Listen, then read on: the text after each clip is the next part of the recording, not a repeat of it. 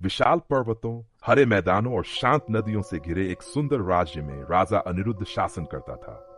वह वीर, नीतिवान और प्रजा का प्रिय शासक था, लेकिन उसकी जिंदगी में एक ऐसी कमी थी जिसे वह कभी भूल नहीं पाता।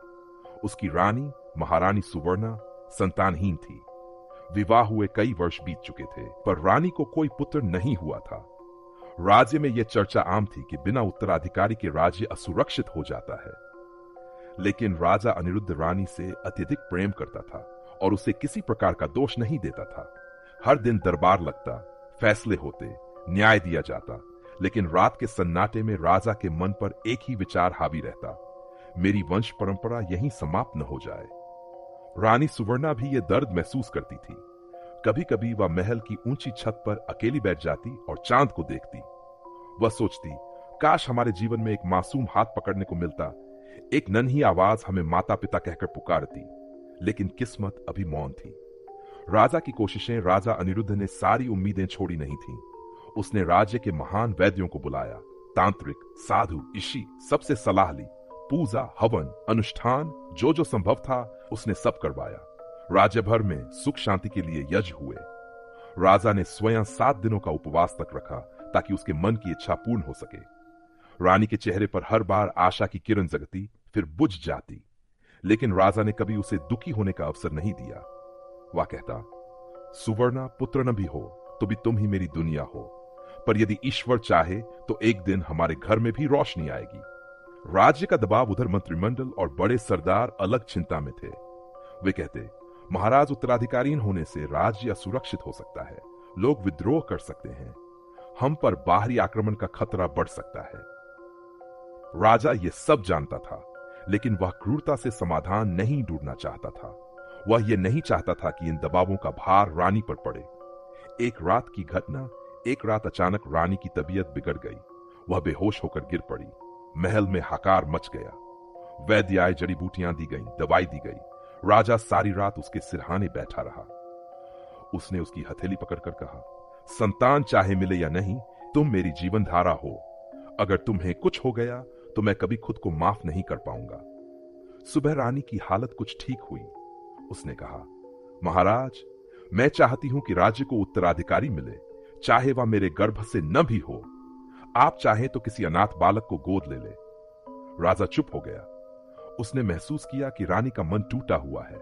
वह कड़वी सच्चाई स्वीकार करने को तैयार थी, लेकिन राजा के प्रेम में इस तरह झुकना उसे और दुखी कर रहा था। अचानक एक साधु आया। कुछ दिनों बाद राज्य में एक वृद्ध साधु आया। उसने महल में प्रवेश मांगा। राजा ने उसे सम्मान से बुलाया।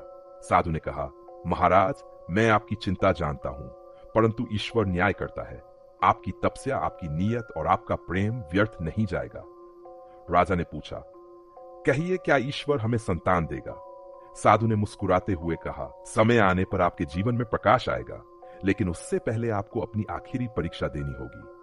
राजा ने झुककर कहा, जो भी आवश्यक हो मैं करने को तैयार हूं। परीक्षा शुरू। साधु ने एक काला पात्र दिया और कहा, इसमें राज्य की सबसे कीमती चीज भरकर मेरे पास लाओ, तभी संतान का योग पूरा होगा। सब लोग सोचने लगे, कीमती क्या है? सोना, रत्न, मुकुट, खजाना? राजा ने सबको शांत रहने को कहा।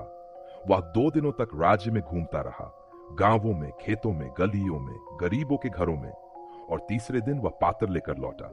साधु ने पूछा, क्या लाए हो राजा? राजा ने पात्र खोला। अंदर बस एक मुट्ठी मिट्टी थी। साधु हंसा नहीं, वह गंभीर हो गया।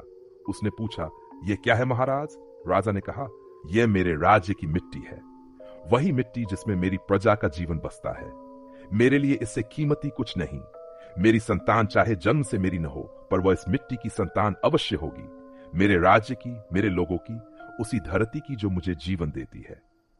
साधु की आंखों में चमक आ गई। उसने कहा, तुमने परीक्षा पास कर ली राजा, अब ईश्वर तुम्हें संतान का सुख अवश्य देगा। रानी का चमत्कार। कुछ महीनों बाद रानी के स्वभाव में बदलाव दिखा। महल के वैद्य ने जांच की और कहा, महाराज, आपको पुत्र व्रत मिलने वाला है, रानी मां बनने वाली है। राजा भावुक हो गया। रानी की आंखों से आंसू बहने लगे। पूरे राज्य में उत्सव मनाया गया। मंदिरों में घंटियां बजीं, लोगों ने नृत्य किया, बाजार में मिठाइयां बंटीं। 9 महीने बाद राजमहल के द्वारों पर खुशियां गूंज उठीं। रानी ने एक सुंदर, स्वस्थ पुत्र को जन्म दिया। राजा ने उसे बाहों में उठाकर कहा, आज मेरा जीवन पूर्ण हुआ।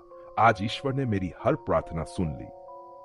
पूरा राज्य झूम उठा, पर राजा ने सबसे पहले मिट्टी की उस मुट्ठी को सिंहासन पर रखा जिसने उसे परीक्षा पास कराई थी। अंत राजा की सीख जब राजकुमार बड़ा हुआ, राजा अनिरुद्ध ने उसे वह पात्र दिखाया।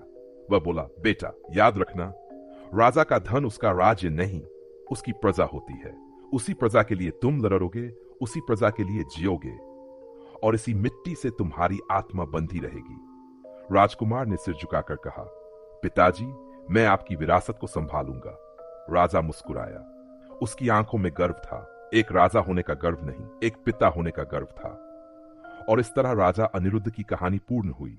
एक ऐसी कहानी जो प्रेम, विश्वास, त्याग, परीक्षा और उम्मीद की मिट्टी से बनी थी।